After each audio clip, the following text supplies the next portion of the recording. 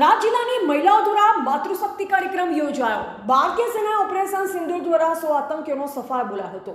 થરાદ જિલ્લામાંથી વિવિધ સંગઠનોની મહિલાઓ ઉપસ્થિત રહી હતી। સેનાના શૌર્યને બિરદાવ્યું। થરાદ શહેર અને તાલુકાની મહિલાઓની 2 કિલોમીટરની તિરંગા યાત્રા। નારી શક્તિ તિરંગા યાત્રાનું શ્રી રામ સેવા સમિતિના પ્રમુખ જગદીશ પરમાર સહિત સભ્યો દ્વારા પુષ્પફૂલથી સ્વાગત કરવામાં આવ્યું હતું। થરાદના આનંદનગર કોલોનીથી મહિલાઓએ હાથમાં તિરંગો લઈ 2 કિલોમીટર લાંબી રેલી કાઢી હતી। મહિલાઓએ ભારતીય સેનાના શૌર્ય સહિત ઓપરેશન સિંધુના નેતૃત્વ કરનાર સોફિયા કુરેશી અને વ્યોમિકા સિંઘના શૌર્યને બિરદાવ્યું હતું। રાષ્ટ્રીય ગૌરવ અને સેનાના બલિદાન માટે મહિલાઓએ ઉત્સાહપૂર્વક ભાગ લીધો।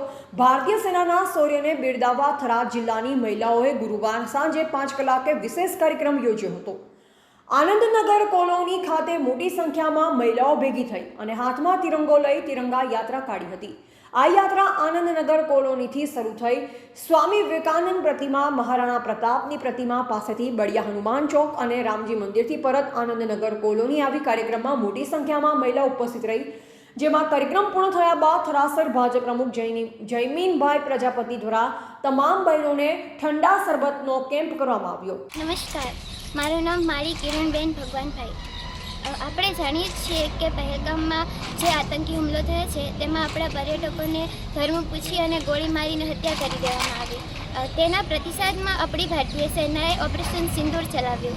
આ ઓપરેશન સિંદૂરમાં આપણા ભારતીય સૈનિકોએ પાકિસ્તાનના 9 જેવા અડ્ડાઓને ખતમ કરી દીધા અને 100 કરતાં પણ વધારે આતંકીઓને ઠાર માર્યા। આ મિશનમાં આપણે ભારતીયોની નારી શક્તિ પણ સામેલ હતી।